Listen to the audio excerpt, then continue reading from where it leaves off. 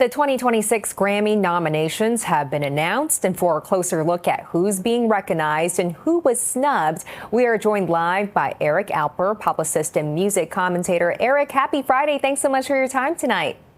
Always happy to talk to you on a Friday.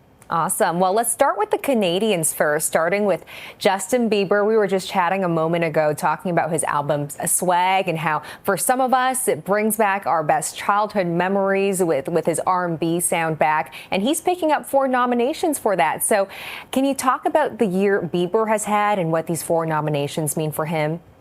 Yeah, absolutely. I think it took a lot of people by surprise that Justin Bieber not only had 1 album this year, but 2 albums, Swag and Swag Part 2, which was a complete shock, I think, even to the diehard Justin Bieber fans who didn't really expect a very exciting year from him. But here he is getting a nomination for Album of the Year and Best Pop Vocal Album, tying Justin Timberlake for the most male nominations in that category. And his songs Daisies and Yukon also earned nominations for Best Pop Solo and Best R&B Performance, marking a major return for Justin Bieber to the Grammys. Yes, Bieber is back. Well, let's talk about another Canadian that didn't get as much love this year, The Weeknd. I mean, he just is coming off a major tour. He sold out, 2 or 3 shows here in Toronto. What happened with The Weeknd not getting any love this year?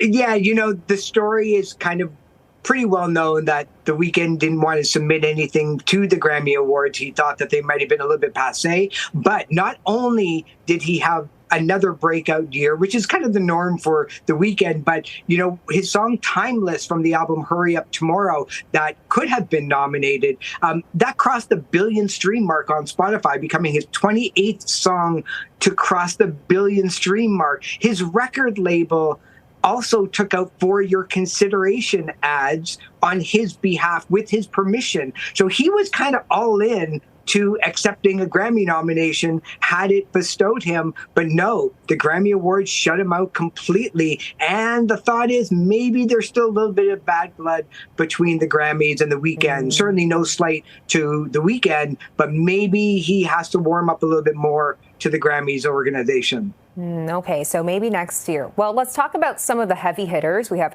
Kendrick Lamar, who racked up the most nominations with 9 for his album GNX. You have Lady Gaga. Who are some of the top dogs leading the charge here for the Grammy nominations? The one surprise, I think, for a lot of people in the music industry, including Canadians, is Halifax producer Circuit, who leads all of the Canadian nominees this year with 7, including Producer of the Year for his work with Lady Gaga and Bruno Mars and Ed Sheeran, among others. When you're kind of working behind the scenes, sometimes you don't get the accolades or the publicity, but certainly having 7 nominations in 1 year is big for anybody.